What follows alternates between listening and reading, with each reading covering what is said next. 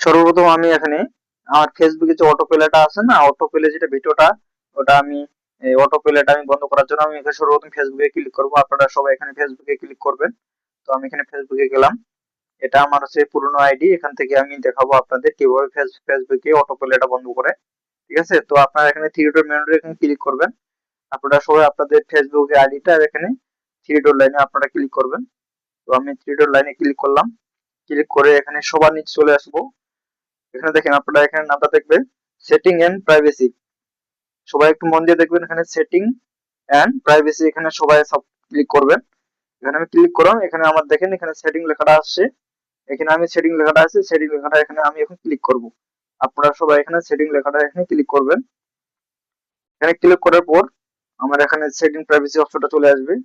এখন আমাদের এখানে খোঁজা লাগবে যে অটো প্লেটা কিভাবে আমরা বন্ধ করবো। ঠিক আছে, আপনারা সবাই নিচে স্ক্রল ডাউন করে আসবেন। এখানে দেখেন আপনাদের এখানে অপশন লেখা আছে মিডিয়া। মিডিয়া, এখানে মিডিয়া অপশনে সবাই একটু ক্লিক করবেন। মিডিয়া অপশনে ক্লিক করবেন সবাই। ঠিক আছে, মিডিয়া অপশনে ক্লিক করার পর এখানে দেখেন এখানে আমাদের তিনটে অপশন আছে অটো প্লে বন্ধ করার জন্য। এখানে আমাদের এখানে on mobile data and wifi.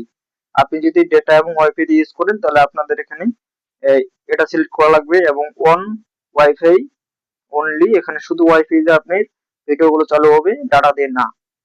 আর এখানে লেখা আছে কি জানেন, নেভার অটো প্লে ভিডিও। তো আপনারা সবাই একটু এই অপশনটা ক্লিক করবেন।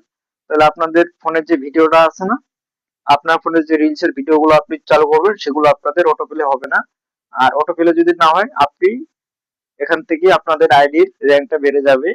আর সবাই উপরে যে একটা অপশন আছে ওটা আপনারা করে রাখবেন। এখানে যে অপটিমাইজ অপশন আছে না, এখানে এটা আপনারা করে রাখবেন। ডেটা সেভারে কেউ দিবেন না। ঠিক আছে, তো আপনারা এখানে নেভারটা করে রাখবেন, আর উপরে এখানে অপটিমাইজটা করে রাখবেন। তাহলে আপনাদের আইডিতে ভিউ বেড়ে যাবে। ঠিক আছে, তো সবাইকে অসংখ্য ধন্যবাদ।